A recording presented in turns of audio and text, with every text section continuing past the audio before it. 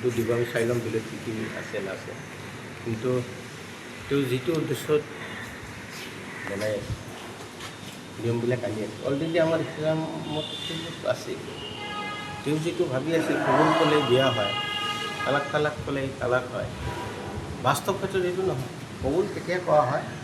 গোটেই ফৰ্মেলিটি বিয়াখন ৰেজিষ্টাৰ হ'ব সামাজিক নিয়ম কানুন চব শেষ হোৱাৰ পিছত দুপক্ষৰ মানুহ যাই কইনাক সুধিব যে তুমি এই বিয়াত মত আছে নেকি তোমাৰ এতিয়া তেওঁ স্বীকাৰ কৰিব কবুল মানে তেওঁৰ মত আছে চাওক কিমানলৈকে মহিলাক কিমানলৈকে ইজ্জত দিয়ে আৰু সন্মান দিয়ে সেইখিনি তেওঁ অলপ জানি লওক যদি তেওঁ তাতে নহয় বুলি কয় কবুল বুলি নকয় বিয়াই নহয় যিমান ৰেজিষ্টাৰ কৰক যিমান সামাজিক কৰক এইখিনি সুবিধা আমাৰ ইছলামত আছে ঠিক তেনেকুৱাকৈ আকৌ দৰাকে সুধিব দুপক্ষৰ মানুহ গৈ মুৰব্বীৰ পৰা কোনোবা এজন সাক্ষী থাকিব দুই তিনিজন সাক্ষী থাকিব গৈ যে তুমি এই বিয়াত মান্তি আছা নে নাই তাৰমানে কি এইটো টোটেলি এৰেঞ্জ সামাজিক হিচাপত বিয়া পাতি আছে লিভিং টুগেদাৰ নে কিবা কৈছে নহয় লিভ টুগেদাৰ এইবিলাক কৰি নহয় লিভ টুগেদাৰ ইছলাম ধৰ্মত নাই একদম তেওঁ নিয়ম আনিলেও নহ'ব নানি তেওঁ যদি নিয়মো আনে যে লিভ টুগেদাৰ কৰি 1 বছৰ কৰি বিয়া হ'ব লাগে কেতিয়াও নকৰে কেতিয়াও নকৰে কৰিব পাৰিব যদি ৰেজিষ্টাৰ হয় তেওঁ যে ৰেজিষ্টাৰ কৰি আছে ৰেজিষ্টাৰ নহ'লে আজিকালি আমাৰ আগৰ পৰাই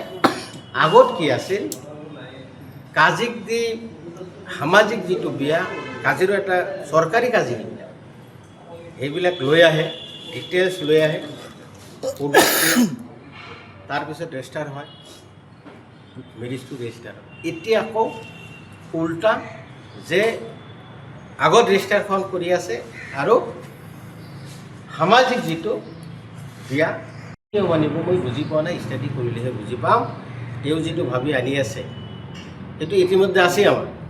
এতিয়া কি বা কৰিব বিচাৰি আছে মই বুজি পোৱা আচ্ছা আপোনালোকৰ সভাপতিয়ে কিন্তু বিষয়টো বিৰোধিতা কৰিছে গৌৰৱ গগৈয়ে